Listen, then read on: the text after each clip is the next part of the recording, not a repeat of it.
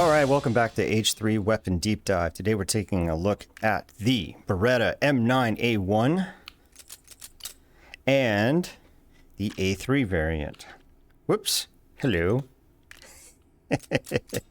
Slidey grabby.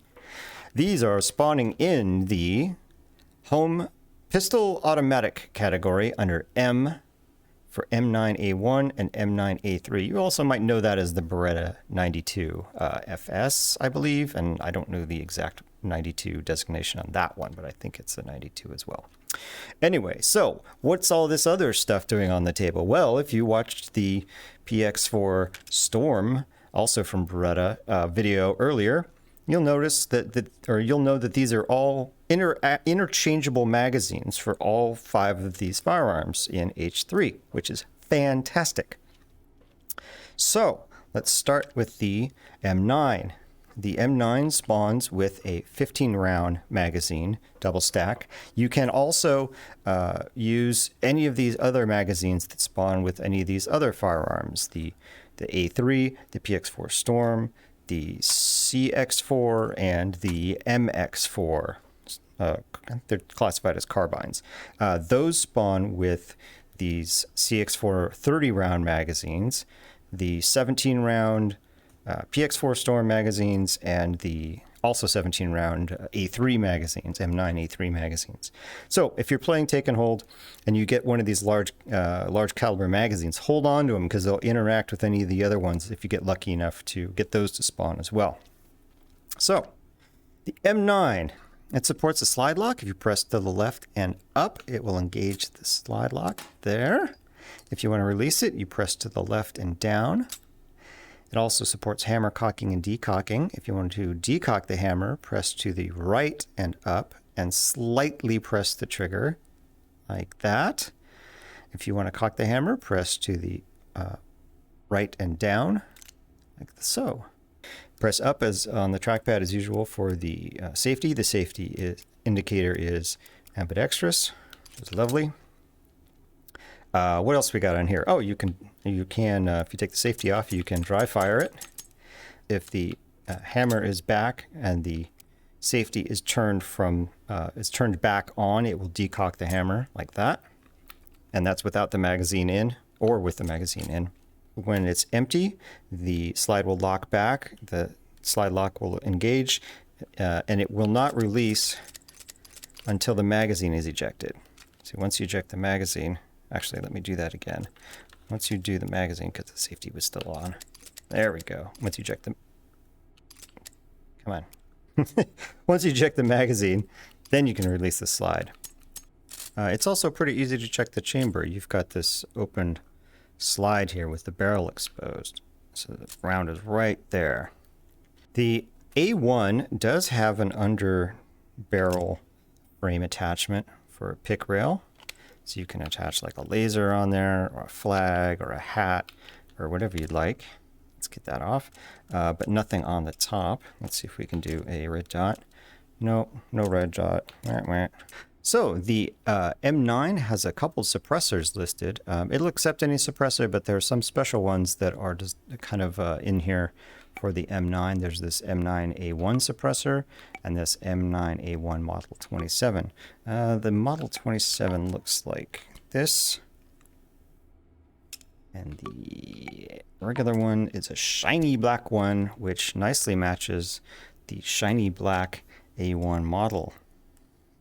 But this will go on any firearm that accepts suppressors. The M9A1 can also accept stocks on the back. Let's take a look at the fun stuff, shall we? Let's start with the 15-round magazine. Let's see what we got in terms of sights. We've got typical iron post sights. They are not very... They're white, but they're very faint. They're not nearly as bright as the PX4 Storm's white. Let's take a look at the A3. The A3 also has an underbarrel little frame rail there. You can put a laser on it because everybody loves lasers. Ew. The controls are basically the same as the A1. Functionally in H3, as far as I can tell, it's just a different color. and spawns with a different magazine. The magazine it spawns with is this 17 round. That's a 15 round with the A1. This 17 round also has this little beige bottom on it.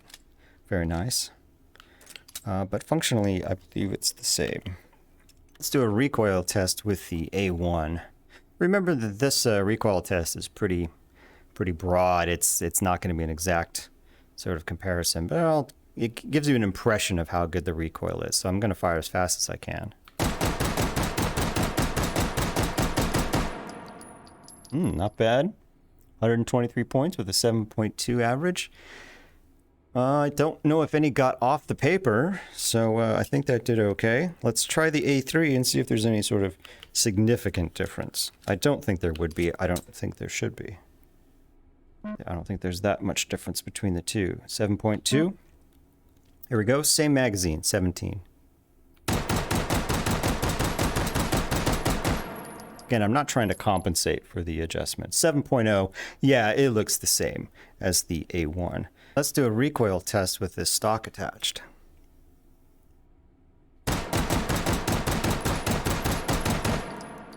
Ooh, 8.3, quite a bit better. Ooh, yeah, that makes a pretty significant change. You don't see any 2s or 4s or anything flying off the charts. You do see a 6 and 7. It's not perfect, but it does make a pretty significant improvement. Let's see what we get with this suppressor. Ooh, it does kind of impede the sights, doesn't it? I mean, I can see the sights, but I can't see past them. Ooh, 7.73. So we got some 7s, 1 3. Kind of derped one off the paper almost there, but it felt like a pretty noticeable improvement in the recoil there, putting all that weight on the front and grabbing some of the energy. Nice, nice, nice. Let's see what it does with the... Where'd my stock go? Let's see what it does with the stock and the suppressor attached, shall we? Let's just eject and reload. And give you a new target. We're trying to beat 7.73, roughly. Remember, this is not exact. Ooh, this, yeah. I'm going to run that one more time. This feels significantly better. That was an 8.4. Let me try it close up, make sure I'm getting all of the stock. Yeah, 8. Ooh, a lot of 7s on that one, though. I think I drifted. I think part of the problem is that my sight picture is messed up, and I can't really see where I'm hitting on the target, even though I'm not trying to adjust for it. I think naturally there's some adjustment going on. Let me do one more. See if I can hold it steady. Firing that fast, you just tend to wiggle the round around. 8.13. Yeah, it does feel quite a bit better, even with both added on. I think the significance is either one makes a pretty big noticeable improvement right off the bat. Both of them is a little better, but not as much as you would hope. But yeah, with both attached, this can really get some work done. All right, there you have it. The Beretta M9A1 and A3. In 9x19 millimeter.